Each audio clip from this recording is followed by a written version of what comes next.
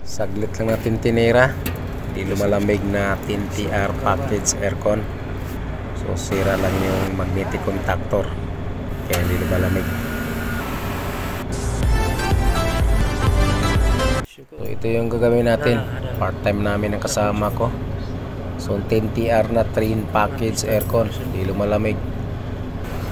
So indoor fan motor lang yung gumagana. Outdoor niya or yung compressor hindi gumagana. So buksan natin para makita natin yung problema. So nakapalo yung magnetic contactor. So sira yung magnetic contactor. Ayan o, kitang kita na may sunog yung cover. So nag-overheat yung compressor dahil nag single piece siya. So buksan natin para makita natin yung ayan o, natanggal na yung ano sa ano, contact point. Hindi na nagdikit sa taas. So switch off natin, tapos palamigin natin yung compressor. Malam mo ta? Nag-overheat yung compressor. Ang init. Para sa? So ayan. So ngayon, pinakuha ko yung kasama ng tubig para mabilis maglamig itong compressor. Ang init niya. So ayan o.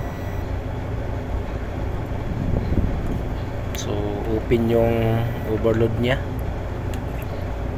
So ayan, bumalik na yung contact ng overload. Lagyan natin ng tubig. So try natin med-jar. So okay, kumana yung compressor at saka outdoor unit. So buti na lang hindi mo bigay yung compressor, nag-overheat lang, nag single piece kasi. So pinalinis ko ng konti yung condenser habang magkakabit tayo nitong bagong magnetic contactor. Dahil pag mag part time kasi ako guys, meron talaga akong dalang kapasitor at saka magnetic contactor. So kabit lang muna natin para matapos na natin to. So yan, nakabit na natin. Ito yung pinalitan natin. Okay, so tara, switch on natin.